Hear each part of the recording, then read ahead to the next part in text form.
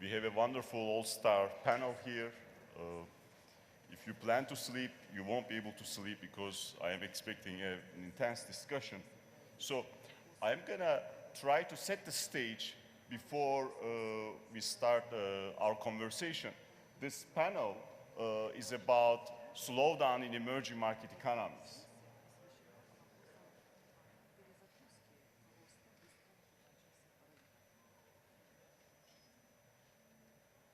So the slowdown in emerging market economies, this latest episode started in 2010. And this graph shows you how that slowdown has evolved. 2010 growth was around 8%. You come to 2015, it's below 4%. And 2016 is not going to be that different. What is important is that growth now is lower than what these economies delivered over a longer time period from 1990 to 2008. You might say, is this about China's slowdown? The answer is no. If you basically look at countries other than China, emerging market economies, they are slowing as well. Frontier market economies like Kazakhstan, they have been going through the same slowdown. This is quite interesting because it's taking place in an environment. Advanced economies slowly but gradually have been putting higher growth rates. Their growth rate is quite low, but while advanced economies, in a sense, gradually picking up momentum, emerging market economies have been slowing down. Now, per capita growth slowdown has been even more pronounced when you look at the numbers. In fact, frontier market economies, per capita growth pretty much stopped in 2015. Now, what's the big problem here? Ultimately, you need growth to catch up, get to the levels of incomes of advanced economies. When growth slows down in these economies, the differential in growth between emerging markets and advanced economies is slowing down. In fact, in 2015, that difference, the growth gap between emerging market and advanced economies, came down to a level which has been the lowest for over past 15 years. Of course, another important observation, these economies are much larger and they are much more integrated within themselves, emerging market economies. The fact that Brazil is in recession, Russia is in recession, South Africa is slowing but at a very low rate, and China is deliberately slowing down, and India is putting up respectable growth numbers, is quite worrisome. Why? These countries together constitute a large fraction of emerging market universe, and the slowdown in this group creates significant adverse spillovers to other emerging market economies. For example, when these large emerging market economies, BRICS, collectively slow down by 1 percentage point, that type of slowdown shaves off 0.8 percentage points growth in other emerging markets. A significant share of that, of course, slowdown is attributable to China. Now, so this session is going to put the slowdown in context and hopefully try to answer this question.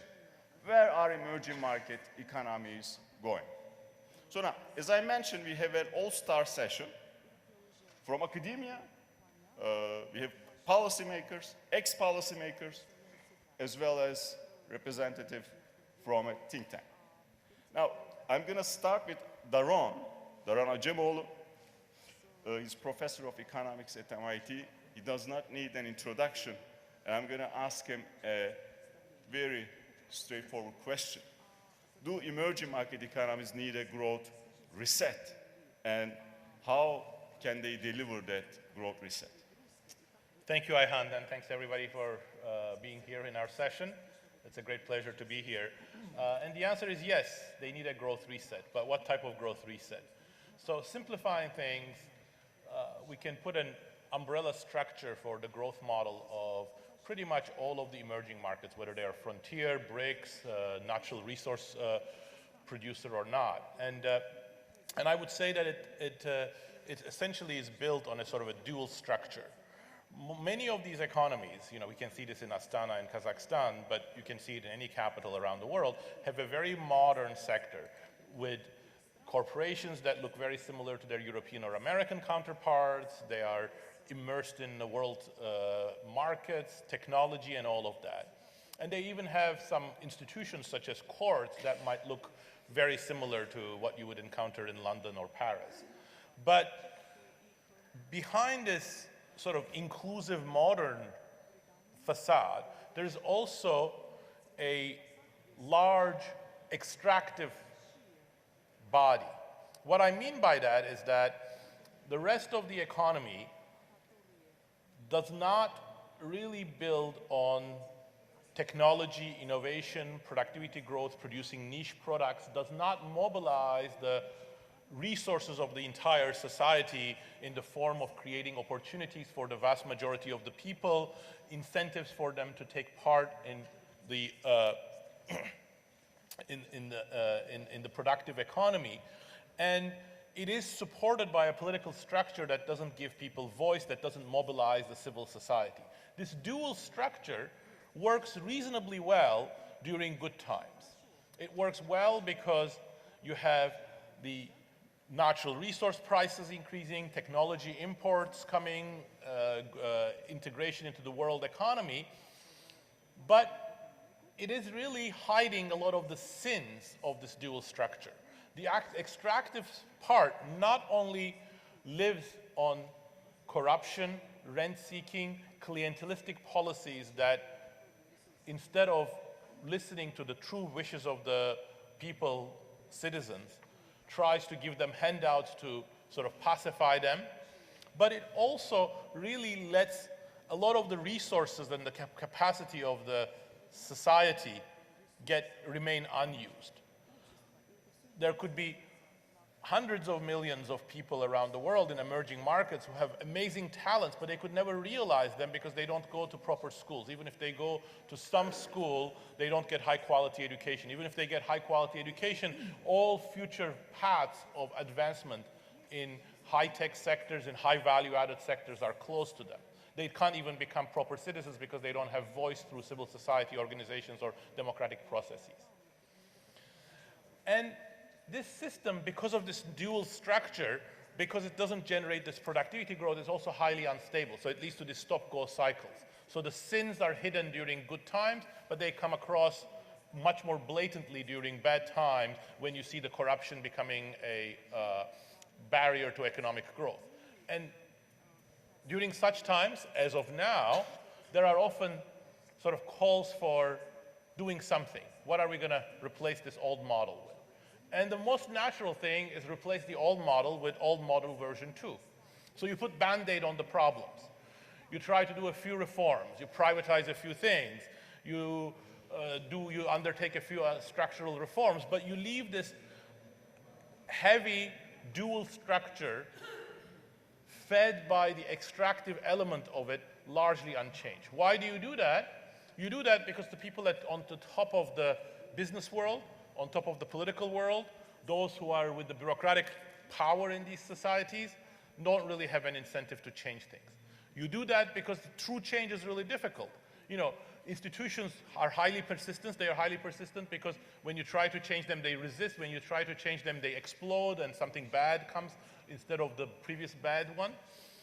And also, if you really want to go beyond this old model, you need to have a strong dynamic comparative advantage in some high value added sector. You need to have the human capital to feed that new growth process. And many of these economies only generate human capital for a small fraction of the society, and those go into the bureaucratic sector or into these modern firms that are, you know, really providing very cushy jobs, but the new entrepreneurial blood is often not there. So what can we do? Well, I think what we should be thinking about are revolutionary reforms. A new model which really requires a total change of focus. Why did I use the word revolutionary reforms? Because I think the reforms that are necessary are truly radical, but they are reforms. I think many of these dual structures are unstable, but that instability is a two-edged sword. In many of these developing societies, we see that when there is really the reforms are not forthcoming, the instability is much more severe. So I think reforming the system from the inside is often a more feasible path, except that the political will for doing that, meaning that the insiders with the power actually wanting to do that, is the real barrier. But if it were feasible, I think it will go through a couple of main pillars. First of all, in many of these societies, you have the core of an institutional structure, but if you look at it a little bit more deeply, you see that state capacity is highly missing.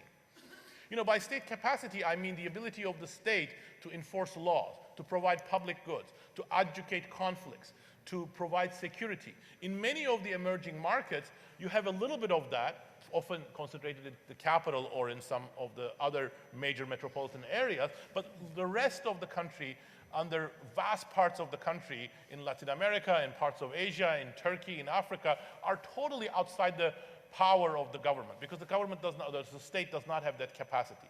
You need to create a legal system that has independence from whoever is controlling the government, so that it can really start enforcing laws in an even-handed manner, so that this level playing field that is really necessary for the inclusive growth, for people to be able to participate in that growth process, should really be able to do that. You need to have a institutional structure such that growth is going to come from a bottom-up process. This doesn't mean that the government's not going to play any role. The government has to play a very important role in every economy, from regulation to public good provision to technological support in some instances, and some of these needs are even more pronounced in developing economies.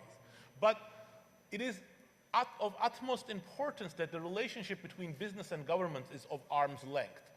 When you look at many emerging economies, the real sort of stifling factor is that governments and state institutions and business are too close, which means that sort of radical, creative destruction type innovations are much more difficult, because there's a natural conservatives coming in, and also there is a bias for the larger corporations that have always done business with the government.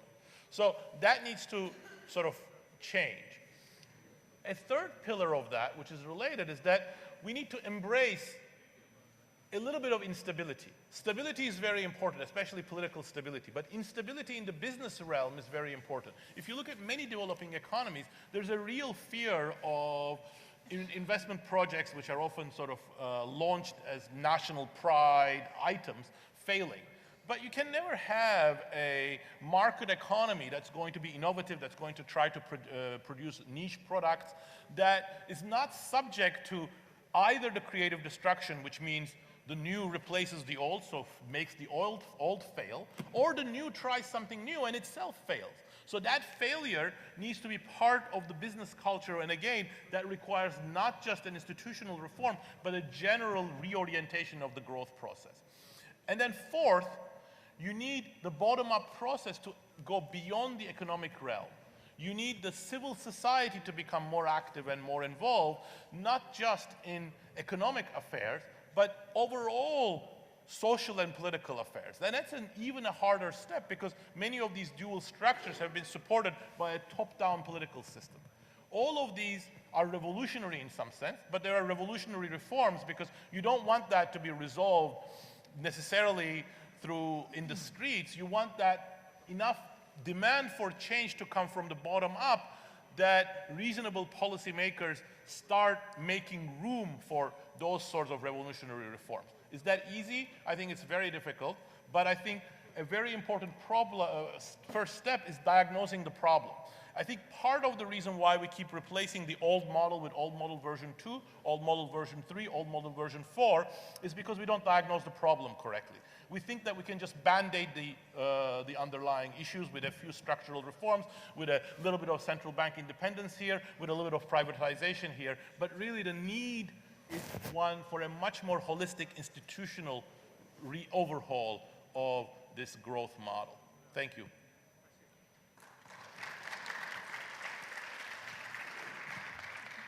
thank you, Daron. That was a strong start. Let me turn to Jeff Sachs. He's the director of the Earth Institute at Columbia University. And he knows a little bit about these revolutionary reforms because he worked on these shock therapy reforms in the 90s. So, Jeff, how do you see the slowdown in emerging markets, and what is the best remedy for these emerging markets? Do you think that the kind of Daron's case for these revolutionary reforms immediately needed, or there is a case to be made for a kind of incremental approach? Thanks a lot. It's an interesting discussion and topic. I will just put my wager on continued convergence. I think that's the basic trend that we're on. I don't think that there's anything to overread in 2 or 3 years of data. We went through a big financial crisis. Nobody has figured out in the whole history of modern capitalism how to keep the financial sector from eating itself alive every 20 years or so, and the 2008 financial crisis was a big crisis, started in Wall Street with all those wonderful institutions, and created havoc around the world, and we're still seeing some of the legacy of that. But broadly speaking, I think the most important phenomena taking place in the world are two. One is the continued rise of China as the world's largest economy, and that is a huge factor for this country and for Central Asia, for the whole world. And second is the continuing technological dynamism of information technology, and I think that that will continue both to disrupt markets and it will continue to generate economic progress, because what information technology can manage across almost every sector of the economy is very, very strong. So my view is that we're still in an era, as long as we keep peace and a more or less open international system, we're still in an era where we're going to have economic growth, relative convergence, because I think the information technology is really a very big friend of developing countries because it's low cost, easily transferable, hugely powerful. And so I would think that that's going to be a continued engine of growth. Of course, it is also true that in order to take advantage of circumstances like this, you need a strategy, and you need institutions that work pretty well, and those can be quite different from simple market institutions. One of the most important things for this country will be the quality of the education system.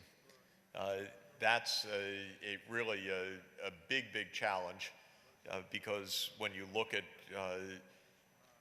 current indicators, for instance, the OECD comparative measures of education performance for the 80 countries or so that are part of the PISA project, Kazakhstan's near the bottom of that. And that's in science, math, and reading, and that would give me a lot of pause, and would be an area where I would want to invest quite heavily in information technology, higher standards for teachers, higher pay for teachers, emphasizing improvements in education. I think also for this country to benefit from China's rise, this One Belt, One Road framework that China is investing in is extraordinarily important, because Kazakhstan's right in the middle between Western Europe and China, and that can be a difficult position, but it can also be a very important constructive position from an economic development and strategic point of view. So I think that the basics are always true, that in order to achieve growth, one has to be able to master the continued improvements of technology. That requires skills. It requires enough stability in institutions to be able to do that. It requires a government sector that can invest significantly in infrastructure. It generally requires a good neighborhood, meaning that you're at peace with the neighbors and also with open economic relations with the neighbors. It also requires good luck. Kazakhstan is being hit by two crises right now. One is the oil crisis, and second is the Russia-Europe tensions, which are very bad and have a bad spillover for this region as well. And so there are geopolitical tensions that are very, very significant. And I think, you know, Daron is absolutely right when it comes to horrendous cases of corruption, of which I would put Brazil and South Africa as two examples, where things can get so out of hand that the government loses all sense of what it's actually doing, because Brazil really became a completely corrupted class almost everywhere through Petrobras, and it's paying a heavy cost for that. So that's also true. But we know that you don't need purity, in fact, to have economic results, whether one would like it or not. There's always a bit of a mess in economics. It's never a pure textbook case of pure standards. But growth can be pretty robust, and I would expect it to be. I just think we're living through one more transition that we're living through, just to keep in mind, obviously, is, and it's a major one for this country and for some of the others that have slowed down, we're living through a process of decarbonization of the energy system that's just starting, and that is going to mean that the simplest growth model for this country, which is more oil, is not going to be a viable model. And I think that that is a long-term reality, not likely to turn around just by a rebound of commodities prices. The global climate challenges are serious and real enough to make it unlikely that we're going to go through another hydrocarbon boom as we might have expected 5 or 10 years ago. And that does mean that for Kazakhstan, finding different bases of integration in the world economy is extremely important. And the new Silk Road, the One Belt, One Road integration, which promises a two-way integration between East Asia and Western Europe, I think is the best hope. Thank you, Jeff. So, Jeff nicely articulated these external and domestic challenges emerging market economies facing. There's external challenges, China's slowdown, but at the same time, China's initiatives around the world, kind of domestic challenges, education, institution building. When economists, academics, as well as people like me in international organizations talk about reforms, it's always, you know, easier said than done. We are very lucky we have Ivan Miklos here. He was Deputy Prime Minister of Slovakia, as well as Minister of Finance at some point. Now, he is president of an economic think tank. So, Ivan, how easy to undertake these reforms, and what is the big challenge for emerging market economies? How these economies can generate the type of growth they need to catch up? Yeah, thank you, Mr. Chairman. Thank you for inviting me. I will just add that now, at present, I'm serving as the Chief Economic Advisor of Ukrainian Prime Minister, which means it is another challenge if you are speaking about doing reforms. Yeah, I very agree what Professor Acemoglu said, that, and I'm usually using not the revolutionary reforms, I'm using, but it is the same. I'm using comprehensive, deep and complex reforms, because if not, if governments are doing only partial reforms, then usually costs are coming, but the results are not. And very important, in my opinion, is that we have to speak not only about macroeconomic stabilization, sound and sustainable public finance and structural reforms, but also about institutional reforms. And this is what I think was mentioned here. And if speaking about progress, I think, yeah, very important is if convergence process continues or not. And I think we have very nice experience, an example. As you know, in May 1st, 2004, 8 post-communist countries, very homogeneous countries, entered the European Union. If you look at their development and their convergence progress, for instance, from 2003 until now, we see that despite of very strong similarities, legacy, institutional legacy, structure of economy legacy, convergence results are very, very different, surprisingly very different. Measuring by convergence progress as how quickly they are approaching the EU average in GDP per capita, in purchase parity power, if you look at these countries, we see 2 groups of the countries. More successful countries, more successful convergence countries are Poland, Slovakia and 3 Baltic countries, and less successful are Czech Republic, Hungary and Slovenia. And figures are really, really, really important difference. For instance, between 2003 and 2014, which means including last years, which in general was slowed down economic growth, average convergence progress in these 5 more reform countries, 3 Baltic, Poland and Slovakia, was 22.2%. In average, every of these countries in average approached EU average level by more than 22%. But in Czech Republic, Hungary and Slovenia, it was only 4.7%. If you look at the 2 countries, Slovakia and Hungary, for instance, if you look for the short-term period between 2003 2008, it was golden time. At that time, and I think Slovakia could be interesting because we did exactly at that time, in 2003, we did really revolutionary reforms. We prepared during 2003 and imposed launched from 2004, tax reform, public finance reform, fiscal decentralization, pension reform, social reform, labor market reform, healthcare reform. Really comprehensive package of reforms. Then we achieved a really jump. Between 2003 and 2008, Slovakian convergence progress was 17%. Hungarian was 1%, just 1%.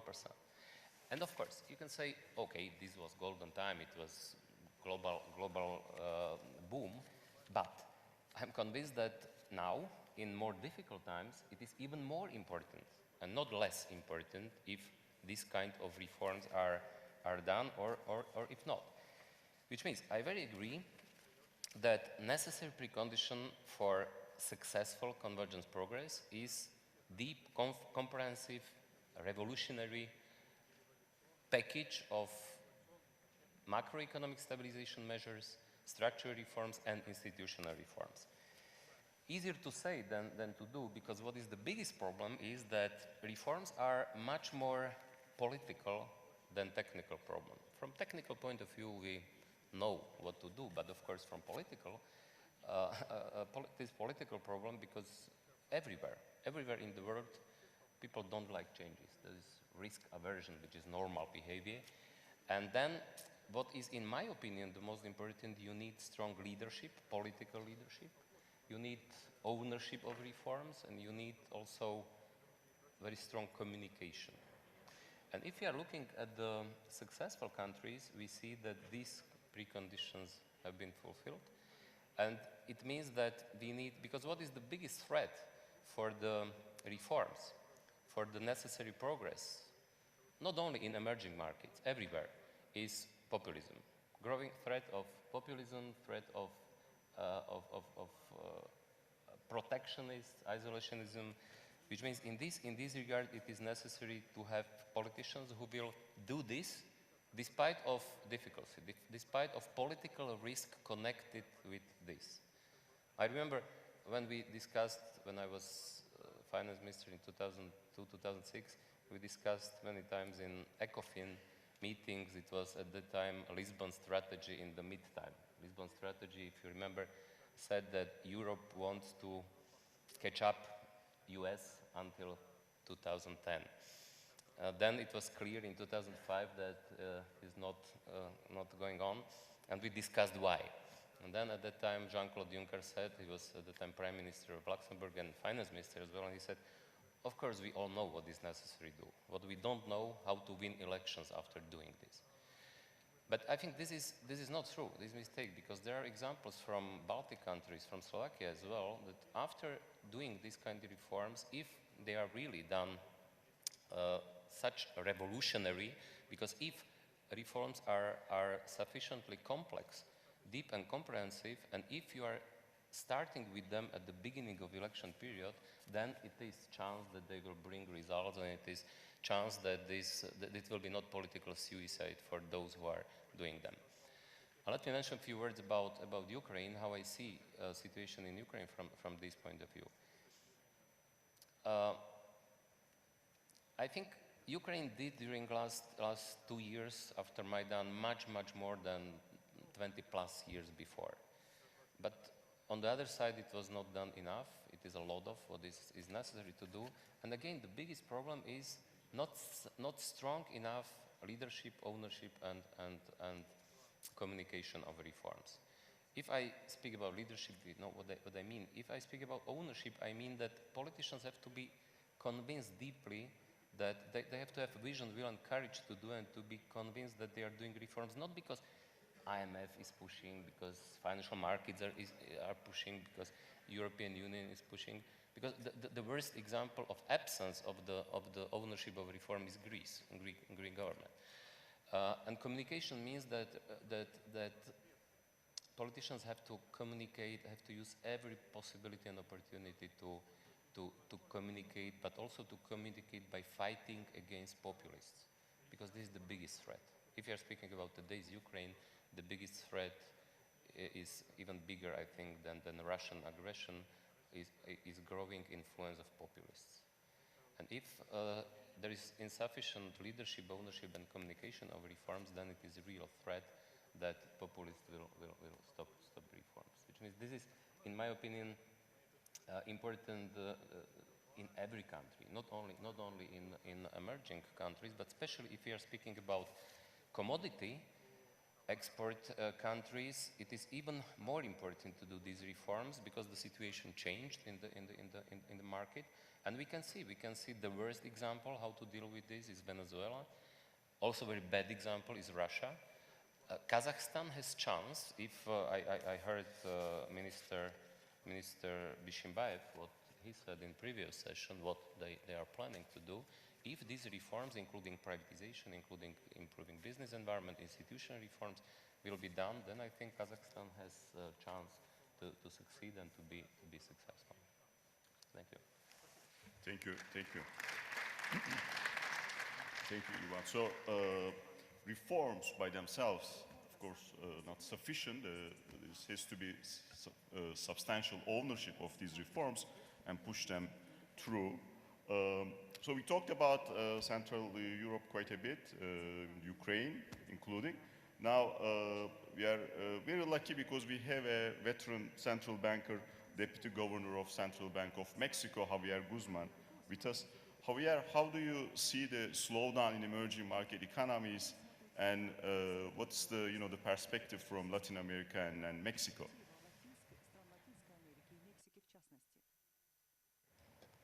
First of all, I want to say that I am very honored to participate in this panel with such a distinguished group. I had a PowerPoint presentation. I don't know if we'll have the chance to take a look at it. If not, okay, here it is. Well, I agree with many of the things that have been said by previous speakers. I will try to be as as less repetitive as possible. First, very fast, a few figures. Before the financial crisis, we had a remarkable performance of emerging market economies.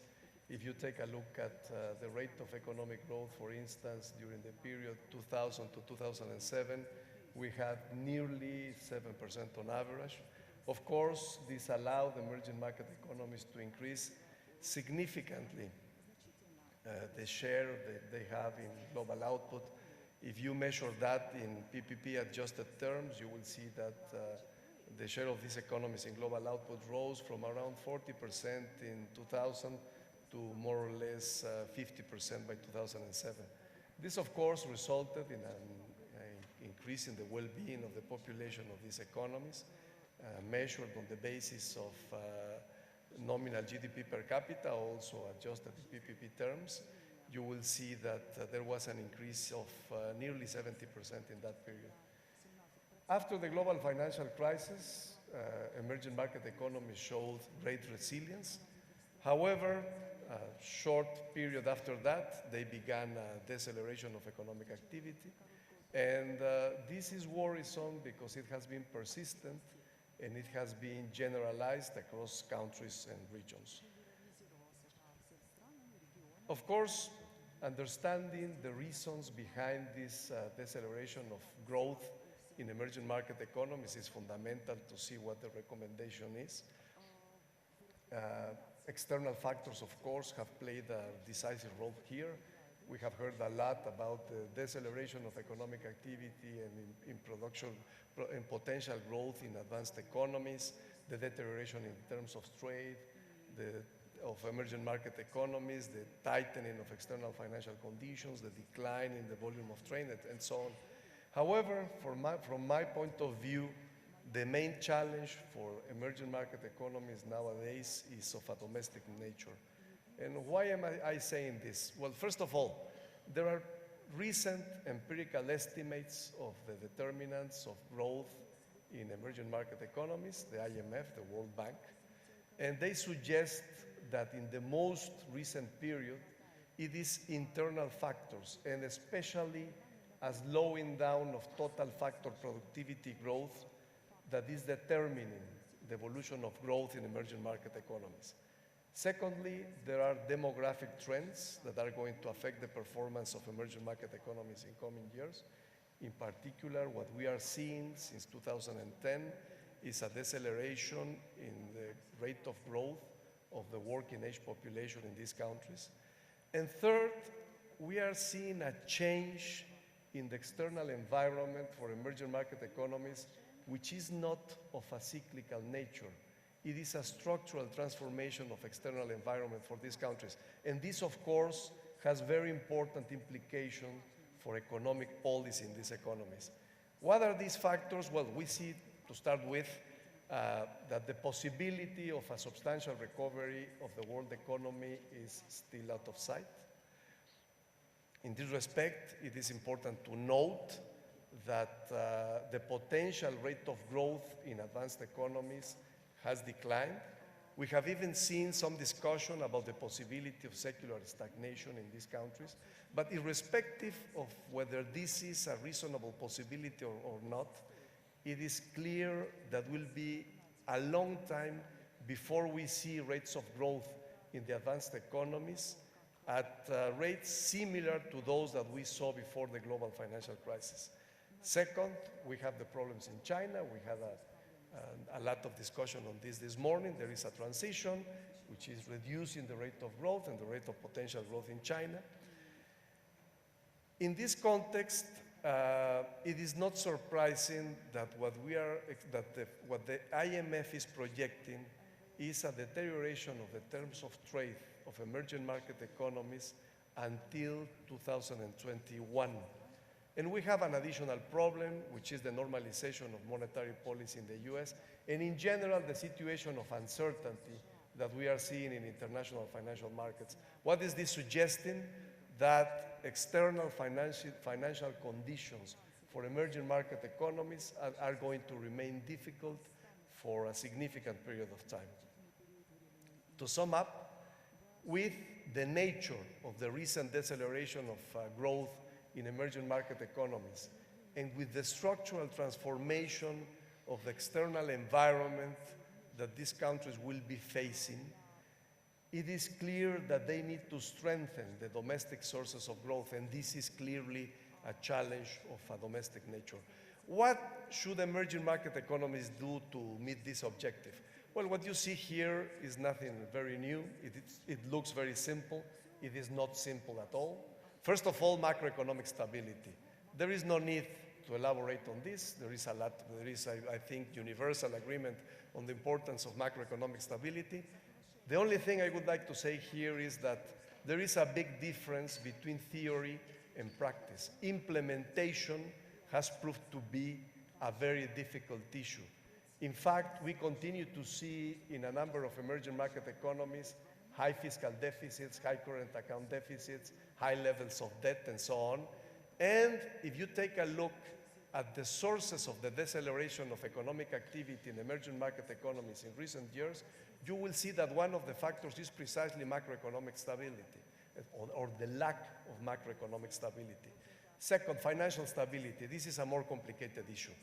The standard recommendation nowadays is use macroprudential policies, and whenever this is feasible, complement them with coordinated efforts on the macroeconomic and the microprudential sides. However, despite all the energy that has been devoted by the international community to understand better how to achieve financial stability, we have still many theoretical and empirical gaps here.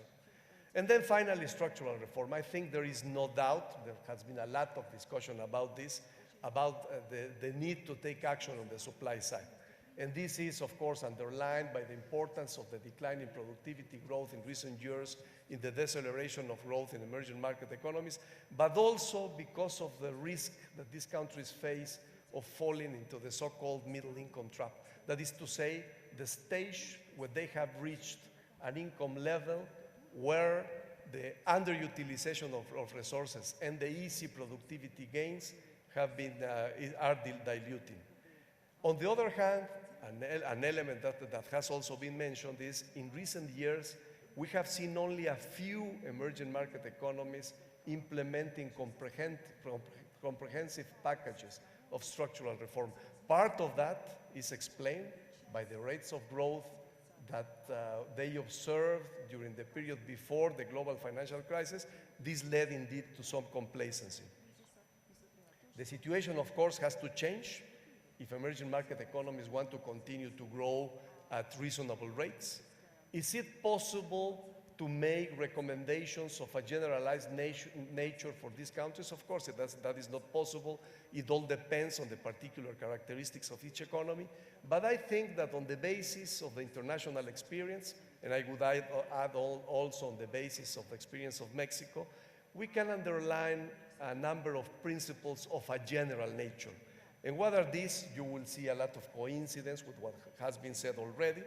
You have to reduce barriers to the efficient functioning of markets, fuel competition, fuel innovation and adoption of new technologies, the accumulation of physical and human capital, and so on.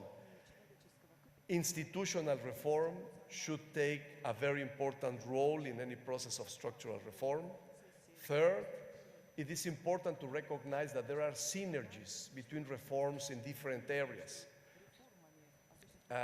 Fourth, it is important also to take into consideration that the sequencing of reforms is very important. And in this case, I would say we in Mexico have had a very negative experience with an inappropriate sequencing of reforms in the early 90s. Fifth, it is also important to take into consideration, in this respect, I would like to quote again the middle income trap hypothesis, that the drivers of productivity growth may vary depending on the level of development of each economy. And finally, it is also important to take into consideration that approval of reforms may take a long time. The implementation of reforms may also take a long time. The impact on productivity will also normally be slow. There may be some effects of structural reforms that will be seen more rapidly, but in general, the effect on productivity will be slow. And therefore, it is important, very important, to move in this direction very rapidly. I don't know if I have the time to make a couple of comments about the Mexican economy. If not, I will leave them for afterwards. Okay. Well, Mexico began a major effort of structural reform in late 2012. As I mentioned before, the full effect of these reforms is going to take a long time. In fact, they are still under implementation. But what I want to underline now is that there are some effects of these reforms that are already evident. The first one has to do with the impact, the implication of reforms for inflation in Mexico. Take a look at the left-hand side of this chart. What we see is the red line is the rate of inflation in Mexico. The rate of inflation in Mexico, we have an inflation target of 3%. The rate of inflation in Mexico has been below the target for 12 consecutive months. This is an unprecedented achievement in Mexico. What are the reasons behind this? A combination of factors. The most important one among them, a solid macroeconomic framework. But there has also been a role for structural reforms. The right-hand side of this chart. Take a look at the prices of telecommunications, the blue line, or the prices of electricity. And these declines in the prices of these products are related basically to reform of the telecommunication sector, which has focused on increasing competition in this sector in the Mexican economy. And the second one, the case of electricity, is partly related to the reform of the energy sector in Mexico. A final comment, the rate of economic growth. In this chart, what I do is I compare the rate of economic growth in Mexico and in other countries in the years before and after the global financial crisis. As you can see, in the case of Mexico, the rate of economic growth remains stable. Let me clarify, at a rate of growth that's still insufficient for Mexico's needs, but the fact is that it remains stable. And this is notwithstanding a situation in which the rate of growth of our main trading partner declines, as you can see in the second part of the chart on the left, the US. And despite the fact that during that period we were affected by a number of external shocks. But if I compare the evolution in these two periods, before and after the global financial crisis, in Mexico and in other emerging market economies, you will see that Mexico is one of the few countries in which the rate of economic growth does not decline between the two periods. Again, it is very difficult to separate the impact of different factors determining this behavior. But there is clearly a possibility that the resilience of the Mexican economy to the external shocks, to the deceleration of economic activity in the US, is related to structural reform. And with this, I end. Thank you. Thank you, Javier. So, structural reforms are not just helping improve growth, but at the same time making the economy resilient. And Javier made a case, in the case of Mexico, this could be the one benefit of structural reforms. Javier also talked about middle income trap. It's a very popular topic.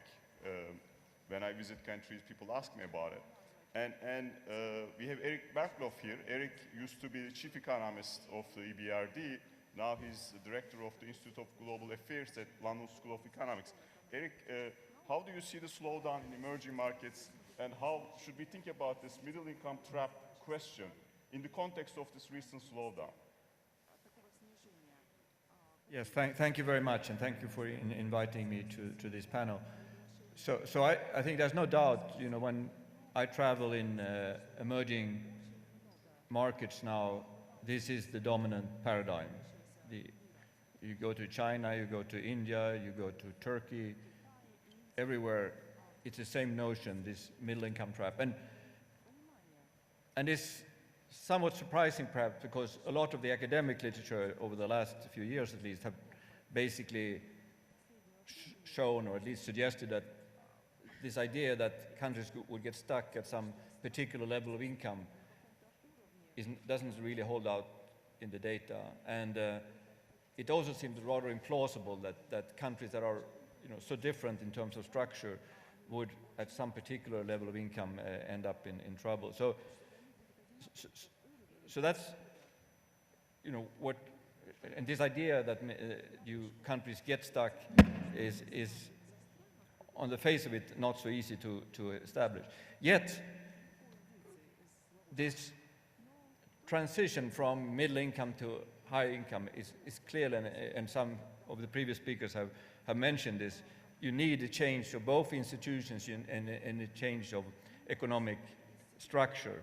And of course, this structural transformation is a very important part where the both sides of this,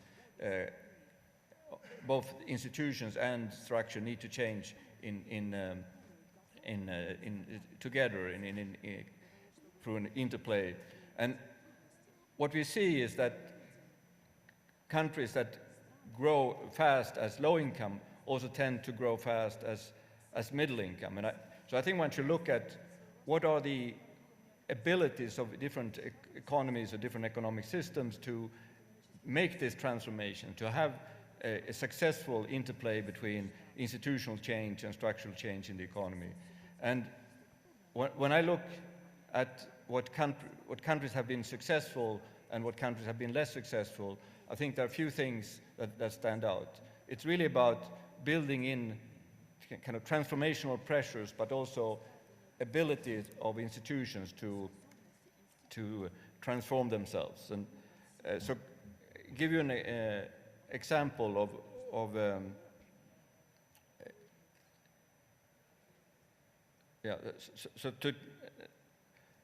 and I think this transformation is particularly difficult for a country like Kazakhstan, which is rich in resources. A few years ago, we looked at in the EBRD region the countries with the worst institutions and the countries with the best institutions. And actually, the single most important factor was openness, and this was both trade openness and financial openness. And this even after you had control for EU accession and EU membership. So already there, I think there is something that is key to getting this kind of transformational capacity of an economy. But it's also absolutely critical that you, inside the economy as such, have these changes. So it's about competition, it's about establishing governance rules, transparency, getting the political system to work and build institutions that are more inclusive, that are politically reflecting what the voters or the constituencies want. If you look at then what is it that you want these economies to do? Well, as we said earlier, what you need to do at the level of an emerging economy when you are away from the frontier, the world technology frontier, you need to think a little bit differently about innovation. Of course, you want innovation in the sense of innovating completely new things, but really what's much more important is to have transfer of technologies, and both for imitation and adaptation. And that takes somewhat different capacities of the economy. It's about so secondary education, maybe first years of college education is more important when you're thinking about imitation and adaptation. And what Jeff Sachs spoke about, the problem of the quality of education, at least according to the PISA studies in Kazakhstan, is one example of something that needs to be addressed if you should have more absorption of technologies in Kazakhstan. So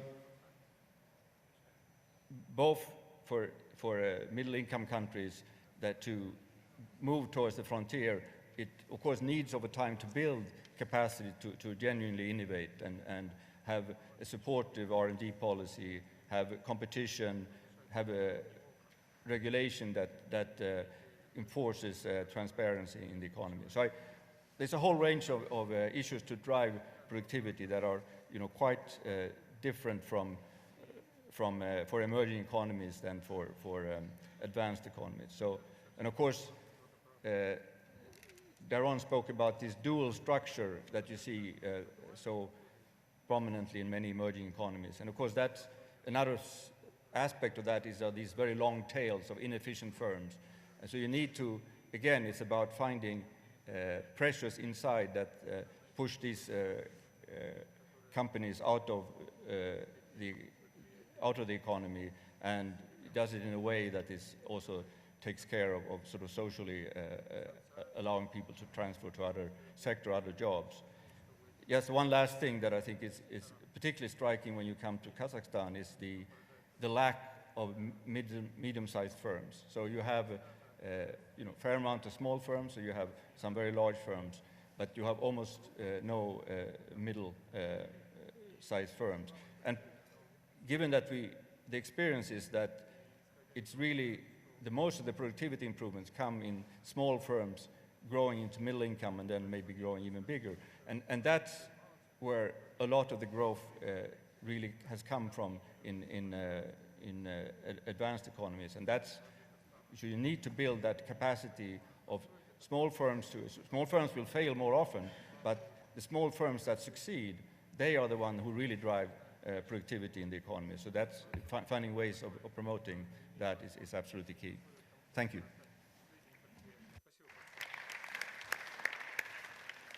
Thank you, Erik. With that, I'm going to open the floor for discussion. We have half an hour. Questions to panelists?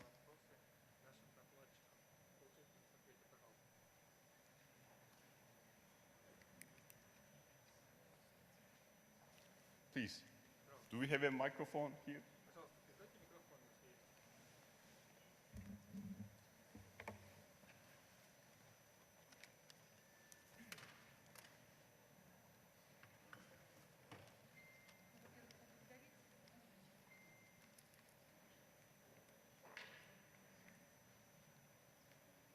Во-первых, поблагодарить за столь дискуссию интересную.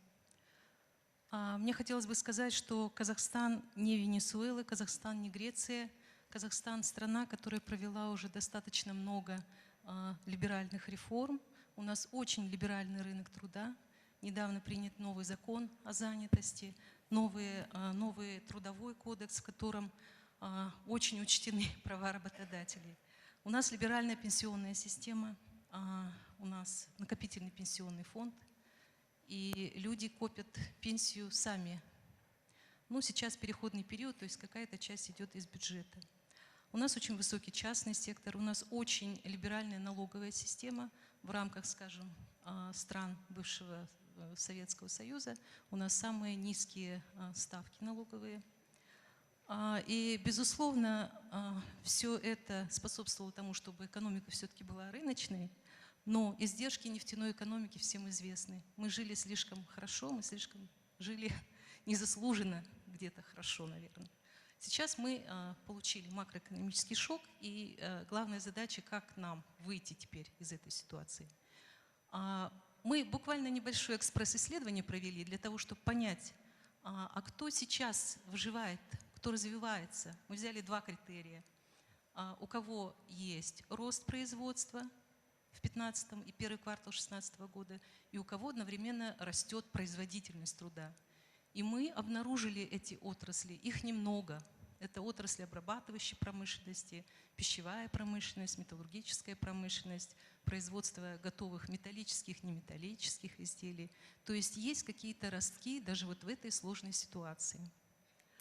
У меня такой вопрос, нет, мне хотелось бы сказать, что действительно, вот ключевая мысль, которую сказал господин Джеффри Сакс, для меня, это надо искать новые пути интеграции в мировую экономику. Слишком мал внутренний рынок, который насыщает вот эти предприятия, которые хорошо выжили. Как вы видите, господин Сакс, вот каким путем интегрироваться теперь в мировую экономику вот в условиях уже, когда нет нефтяных доходов, низкая цена на нефть, все-таки как выходить теперь, какие отрасли будут иметь конкурентные преимущества. Спасибо.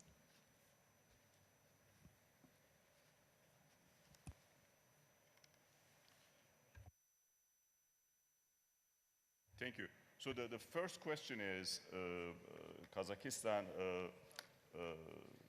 while being an oil-dependent economy, has been quite successful undertaking certain reforms. The labor market reforms, the tax reforms have been undertaken. But then the question is, what are the new ways of integrating to the global economy? It's a question to Jeff, but I would like to see whether we have more questions. Let's try to get, yes, please. Thank you. Dmitry Godunov, United Nations Conference on Trade and Development, UNCTAD, Geneva.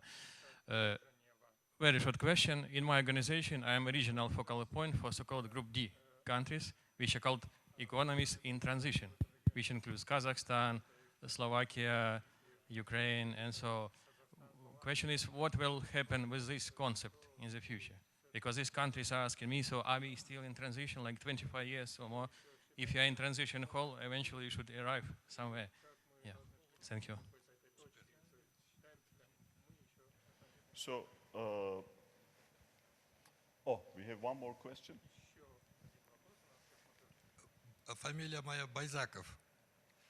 Я профессору Джеймсу Сакс написал в прошлом году письмо относительно как раз оценки производительности труда.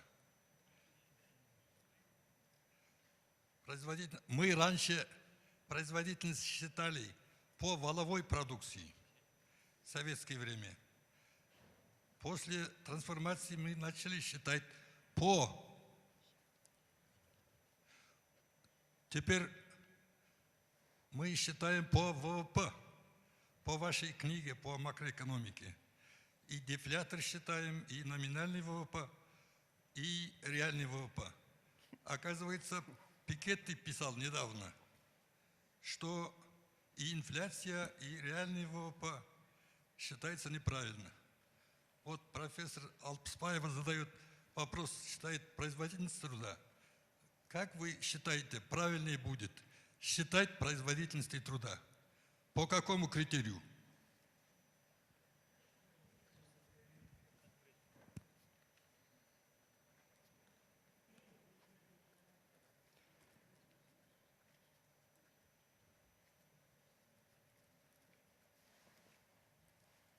Excellent. If we have learned nothing today, we learn one thing. When you get letters, you need to write responses. So, Jeff, let's start with the last question. What is the best way of, or the right way of estimating productivity?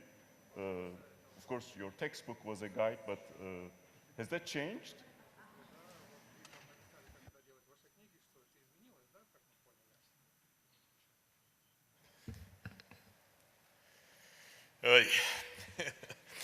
Hard questions. I think the only two things I would say about productivity measurement is first, we measure lots of things worse and worse in our economy because the whole service sector is very poorly measured. And all of the uses of information technology lead to very difficult measurements of actual output. So I'm not sure that we really understand even what we're measuring when we're measuring GDP anymore, or lots of the sectors of the economy. That's one basic issue I think you're asking.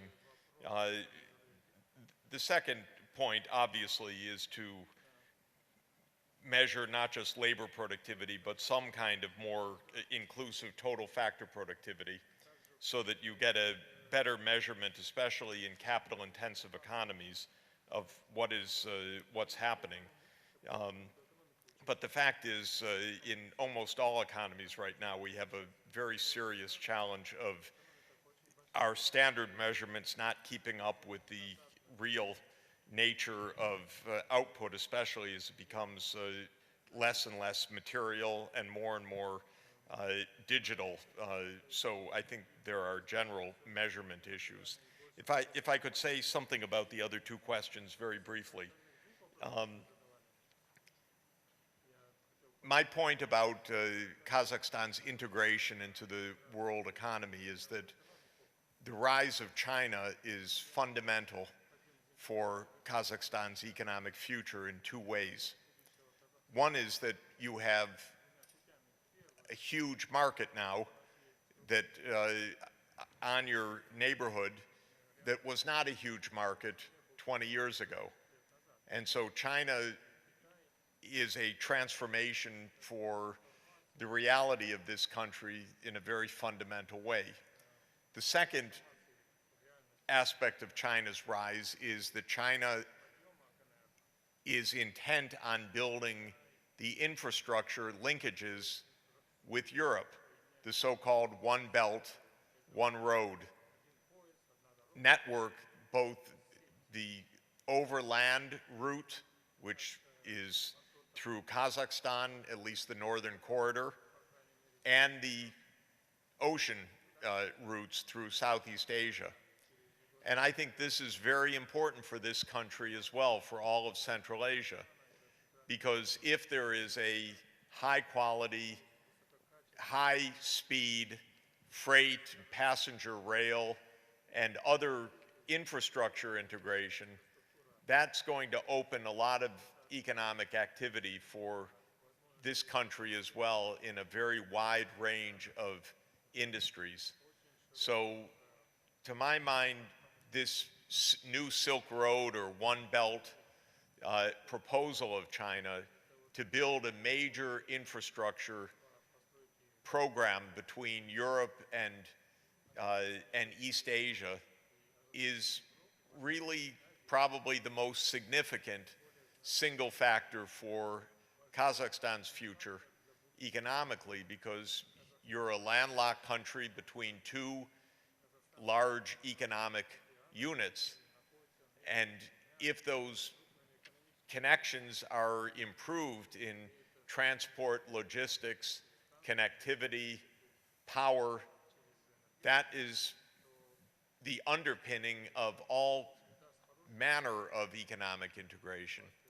And so I think that that is quite a fundamental point. It means, not to miss your specific question, that there will be many sectors where Kazakhstan is going to be able to have international competitiveness. Certainly a lot of industrial sectors, commodity-based, mineral-based to be sure, advanced machinery, and you'll be exporting services also if this linkage is strengthened, because the idea of having a regional financial market here is also a realistic idea if there is a stronger economic integration than there was before. My own view is that your own market or just the immediate neighborhood of the Eurasian community is not a big enough market. So if it's Russia and your immediate neighbors, that's not enough. You really do want to trade with China and other countries of East Asia and with Europe, and to have a transport and logistics and financial and fiber connectivity to allow you to do that in an effective way. But I think it's going to happen. I think that this is going to be highly beneficial. On the question of transition economy, I would end the term myself. I was there when the term was first created. I think the first day. I think it's got to be over. We're a quarter century on, and now we have normal structural problems of countries in a region from Central Europe through Central Asia. So it's not transition problems, in my view, anymore. It's just economic problems.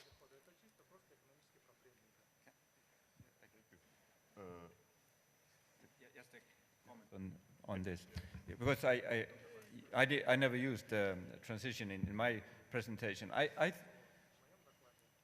I think what the transition concept emphasized was the institutional change, and I think we now have a term that is better captures what you want, is what I use, the structural transformation. Having said that, if you look at, for example, the use of transition today, it's mostly used in the political sense. So, you know, the Arab transition, the political transition in Africa and so on. I think in that sense, it is very valuable to remind us that this is both political and economic transformation. And I'm not at all saying that we should not stop using transition, but I think it is important to remember that this is also a critical aspect of the transformation. So, Daron, how should we think about this process of integration of emerging market economies to the rest of the world? And how can the process of integration augment the capacity of the state, if that's possible? Yeah, I mean, to paraphrase a Mexican saying, you know, Kazakhstan is too far from God and too near to China and Russia. So obviously the integration issue is important. But I think, you know, I would like to think of integration as not, you know, an unconditional process. It really does depend on how you are integrating, what your underlying institutional structure is, and what you're trying to achieve. You know, if you look at history, some of the most globally integrated economies of the world were the plantation colonies of, you know, Cuba, Haiti, Jamaica, Barbados. And it's actually pretty hard to imagine that they would have been able to have 80% of their population work as chattel slaves producing sugar if they weren't globally integrated. So obviously that's not the global integration that we want. It's an extreme case, but it brings the point of, you know, it really depends on how you're designing your institutions and what is the international interactions, financial, technological, and product market are bringing to the country.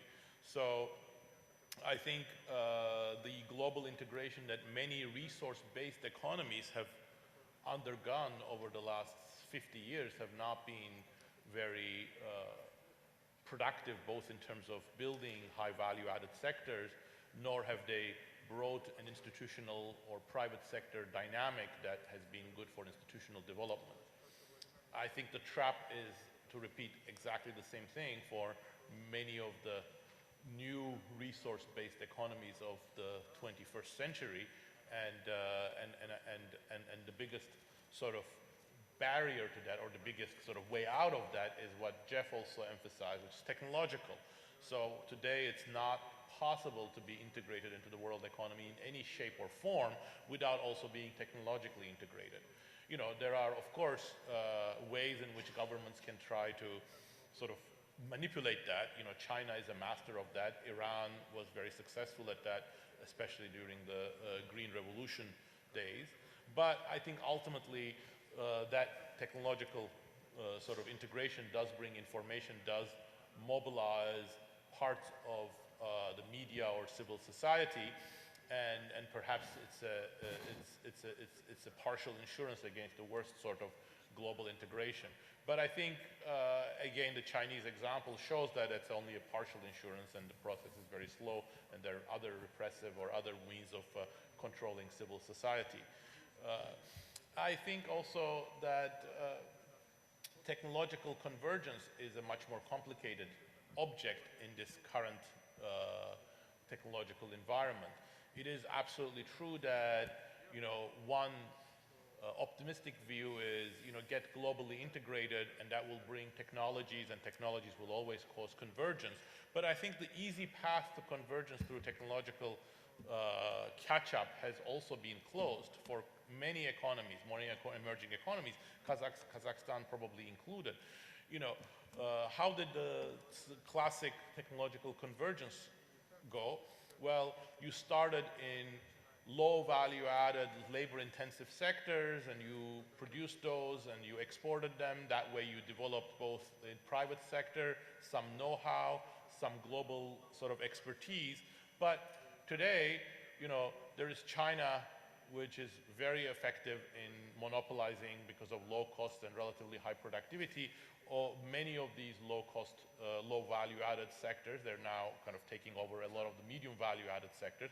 Second, the process of automation and robotics has only just started transforming many of these sectors, and it's going to be harder and harder for countries to sort of contribute to their economic growth by trying to take these sectors away, because they're not going to be taking them away from expensive European or American labor. They're going to try to take them away from robots, and that's going to be harder and harder.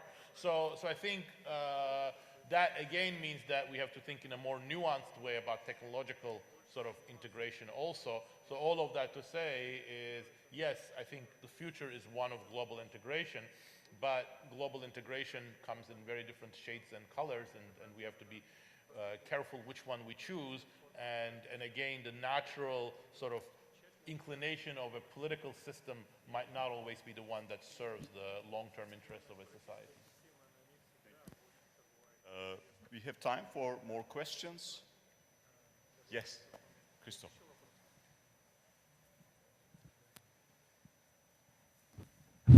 Yeah, my name is Christoph Rosenberg. I'm with the IMF.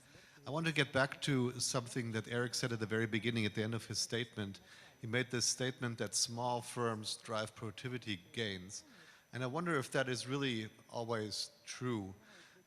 We did some research at the IMF just recently in our fiscal monitor where we didn't quite find this, and where we actually found that it's the innovative, the startups that are really the ones that are driving productivity, and that there's a real danger if one focuses one's tax regimes and the credit support schemes around this, this SME mantra, that one actually may, be wasting resources, and that could be more used more targeted.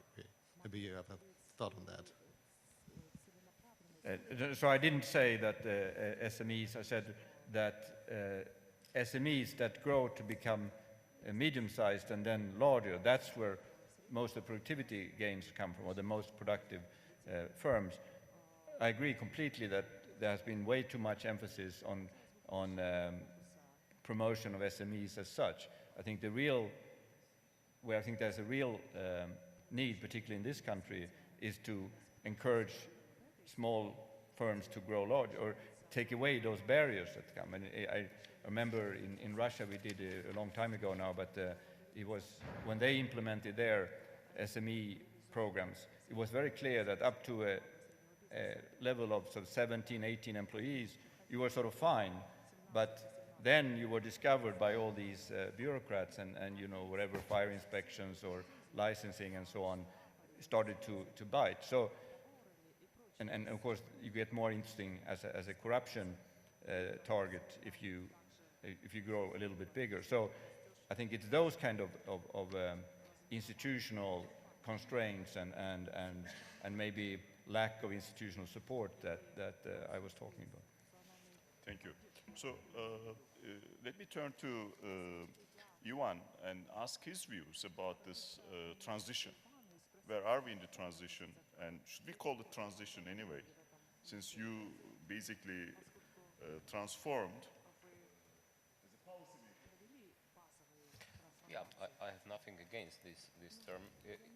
At least in countries which still don't have functioning market economy with proper institutions, which means this is kind of transition from especially if you're speaking about former central planned communist economies to the normally functioning market economy. And I think even more important distinction is between what, for instance, World Economic Forum is dividing the countries, and I think most of the emerging economies are so-called efficiency-driven economies by this definition. And then if they reach about $17,000 or $19,000 per capita, they're calling them innovative-driven economies, which means advanced economies. And this is something I think, and this is exactly connected with the middle-income trap. How to overcome this trap, and this is then importance of education, knowledge economy, and everything connected with this is growing much more. Which means if we are looking at former transition or former post-communist countries, I think we can see that some of them reached successfully or overcome this transition period, and now they are normally functioning market economy, some of them advanced economy, innovation-driven economies. But still, of course, there are some differences if we compare it with, for instance, Western European countries. But speaking about countries like Kazakhstan or Ukraine, I very agree that very important will be openness and interconnection. And if you are speaking about global competition, this is also very often question, especially to me in Ukraine, for instance, is that what about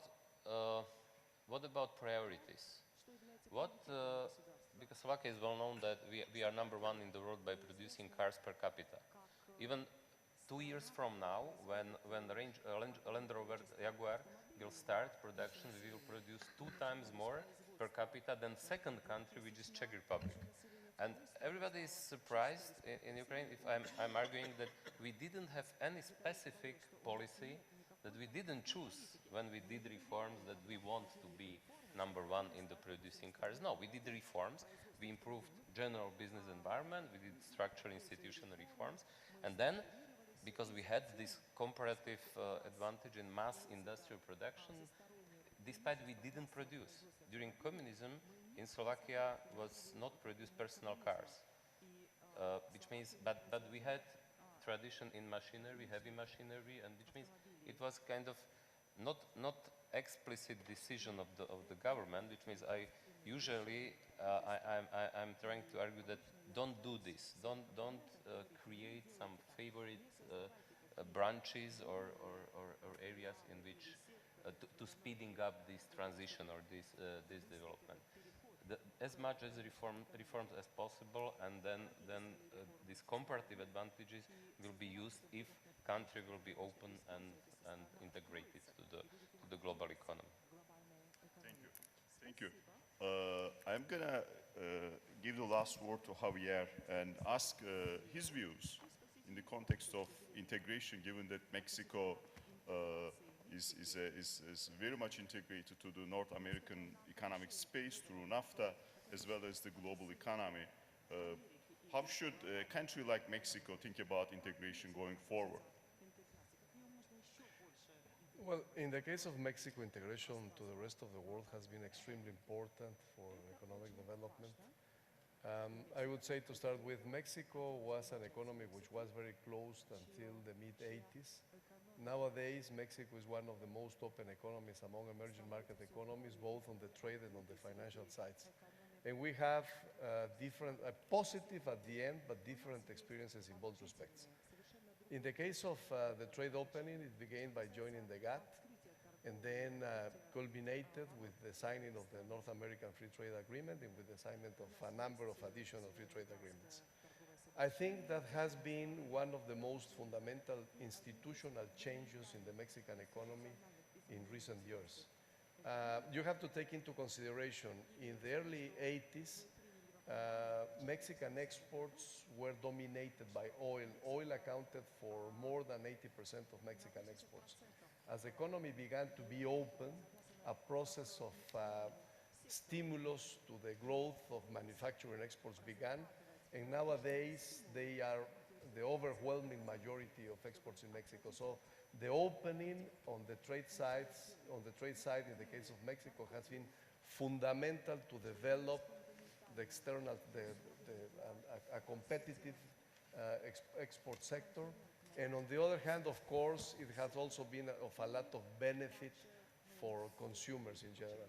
In the case of the opening of the financial account, I was mentioning before that the sequencing of reforms is very important, and in the case of Mexico, we have had a negative experience in that respect in the 1990s, in the early 1990s. And why was that? because the capital account was open in a context in which the banking system and the supervision of the banking system were still not strong enough. And the result of that was a substantial increase in inflows in a context in which we have a fragile banking system which was not sufficiently well supervised.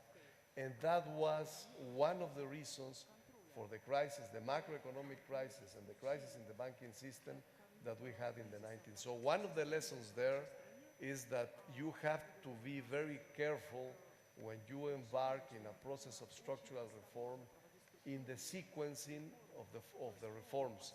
I have to say that after that experience, the opening of the capital account in Mexico has been very positive.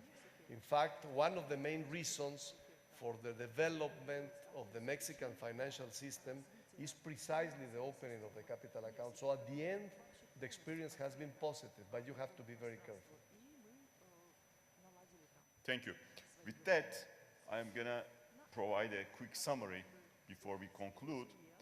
When we teach growth, in principal classes, we talk about these 4 I's of growth. The first one is initial conditions. Where you start matters. If you start at a low base, you can basically deliver higher growth rate, but eventually you converge to, the kind of the growth rates you see around the world, the advanced countries' growth rates, hopefully. The second important thing, you need to invest.